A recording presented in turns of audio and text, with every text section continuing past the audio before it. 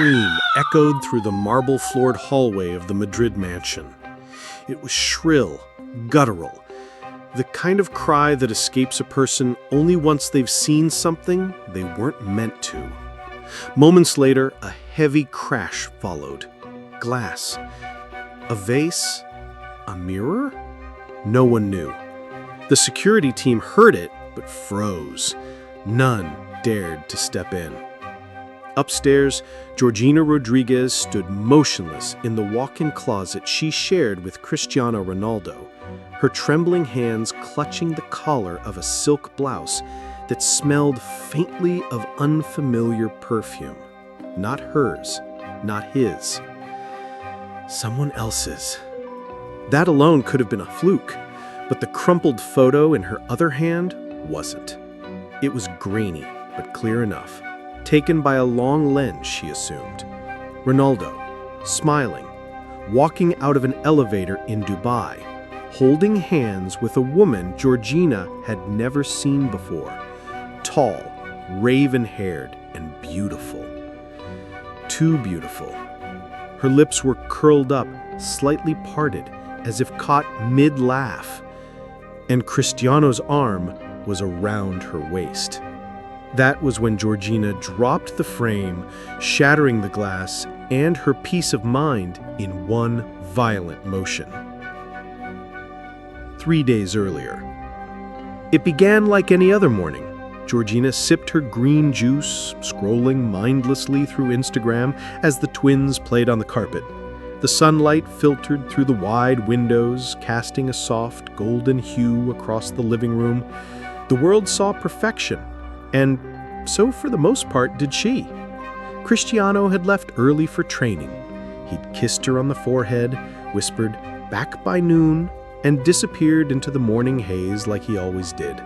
Nothing unusual, until the package arrived. It wasn't wrapped, no note, no return address, just a discreet black envelope on the doorstep, hand-delivered, the security guard swore. Inside, 6 photographs. No explanation, no words, just 6 images. Each photo peeled back another layer of denial. One showed Cristiano laughing at a rooftop dinner, not a private party as he had claimed that night, but at a luxury hotel in Dubai, and not alone. Another showed the same woman brushing something off his cheek. In one, they were poolside, his hand resting on the small of his back. There were timestamps. This wasn't old. It was from last week. Georgina's heart thudded. Her fingers trembled, but she didn't cry. Not yet. Instead, she did what most wouldn't expect. She called her driver, packed a small Louis Vuitton duffel with essentials, and left. She didn't text Cristiano. She didn't answer his calls. She left a note with the housekeeper. "Don't look for me. Not yet. G." Georgina spent the first night in a small luxury cabin in the Pyrenees, a place they once stayed when Cristiano had been injured and needed a quiet escape. Back then, it was their hideaway. Now, it was her refuge. She switched off her phone. She stared at the ceiling. She thought about everything. The years, the children, the late-night whispers, the shared dreams. Had it all been a performance?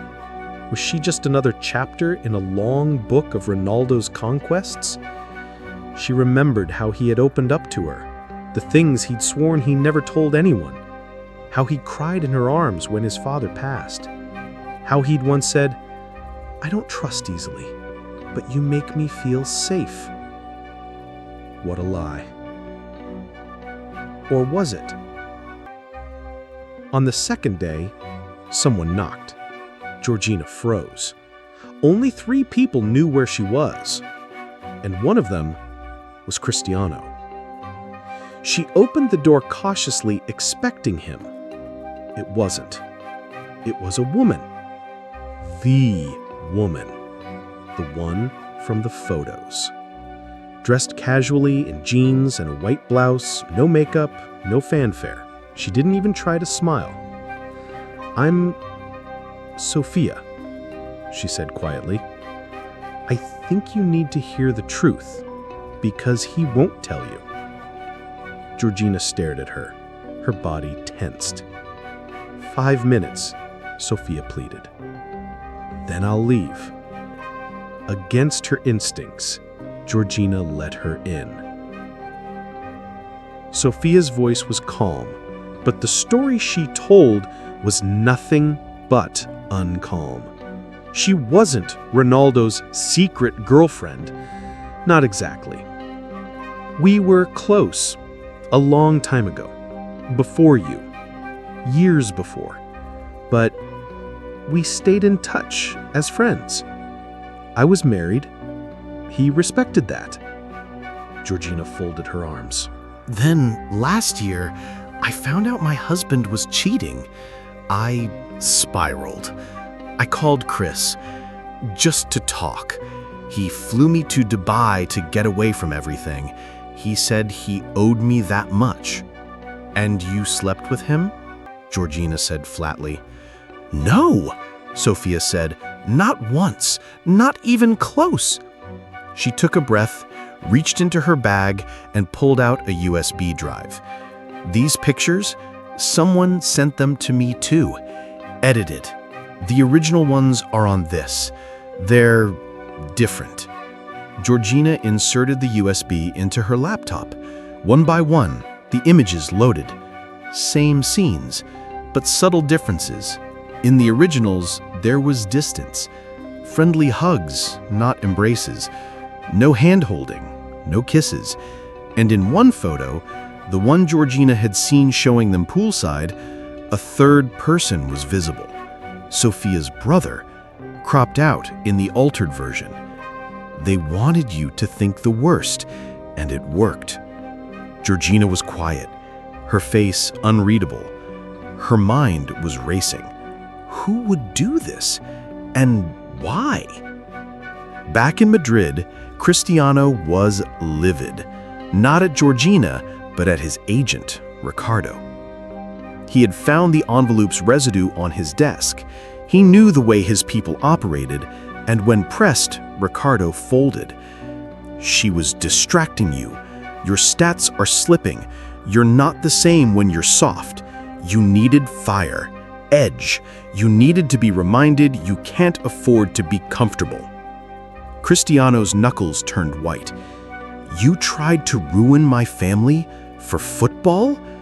You're not just a player, Chris. You're a brand. You forget that sometimes." Cristiano fired him on the spot. But he couldn't undo what had already been set in motion. On the third night, Georgina drove back. She didn't go home immediately. She parked by the beach, where Cristiano had once taken her for their second date. She watched the waves, let the cold air bite at her skin, and thought about how fragile trust was, how quickly a life could unravel when just one seed of doubt was planted. She arrived at the mansion just after midnight. Cristiano was sitting in the foyer, still dressed, eyes bloodshot from lack of sleep. When he saw her, he stood. "I didn't cheat," he said quietly. "I know," she replied. The silence that followed wasn't awkward. It was heavy, full of all the pain and words they didn't say for days. "Why didn't you call me?" he asked. "Because I wasn't ready to forgive you for making me doubt you." He nodded. "I'm sorry." "I'm not asking for sorry," she whispered. "I'm asking for change." He stepped forward. "You'll have it. All of it." She didn't move. "Then prove it,"